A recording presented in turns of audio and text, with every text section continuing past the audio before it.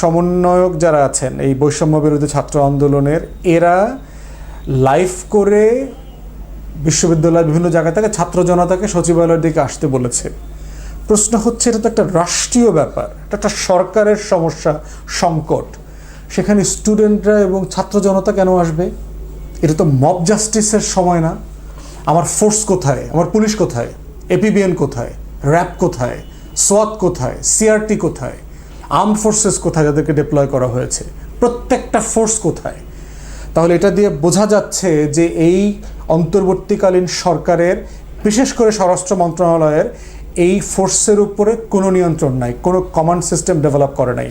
তাহলে প্রত্যেক দিন যে আমরা দেখতে পাচ্ছি ওসি অ্যাপয়েন্ট করা হচ্ছে, রদবদল করা হচ্ছে, ডিসি বানানো হচ্ছে, এসপি বানানো হচ্ছে, ডিআইজি বানানো হচ্ছে এই বঞ্চিত লীগের সদস্যদের মধ্য থেকে, তাহলে এটা কেন করছেন? ফাংশন করছে না তো আপনার প্রশাসন, আপনার সিদ্ধান্ত তো ওয়ার্ক করছে না। তাহলে যে সিন্ডিকেট করে ভুল সিদ্ধান্ত নিয়ে বারবার ভুল মনোনয়ন পদায়ন করা হচ্ছে, যেটা বিপদের সময় কাজ করছে না, সেটা কি কালকে কাজ করবে? পরশু কাজ করবে? করবে না তো। তাহলে যেটা কাজটা হচ্ছে প্রশাসনিক, রাষ্ট্রের, সরকারের, সেটা কেন ছাত্রদেরকে করতে হচ্ছে?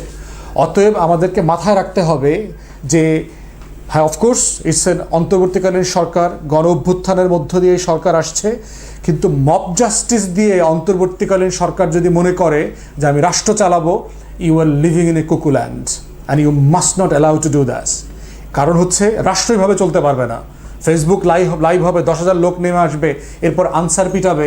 তাহলে আপনার সরকার থাকার দরকার কি? তাহলে ঢাকা ইউনিভার্সিটি থেকে পোলাপান দিয়ে তো রাষ্ট্র চালানো যেতে পারে। অন্তর্বর্তীকালীন সরকার লাগবে কেন? সচিবালয় লাগবে কেন? ছাত্র জনতা দিয়ে পিটায়ে পাটায় রাষ্ট্র চালাবে। আমরা মধ্যযুগে ফিরে যাব 16 শতাব্দীতে। তাহলে যেটা হচ্ছে এটা কোনোভাবেই ফাংশনাল মনে হচ্ছে না। অন্তর্বর্তীকালীন সরকারের যে ন্যূনতম নিয়ন্ত্রণ তার গভর্নেন্সের উপরে, তার প্রশাসনের উপরে, সেটা আমরা দেখতে পাচ্ছি না।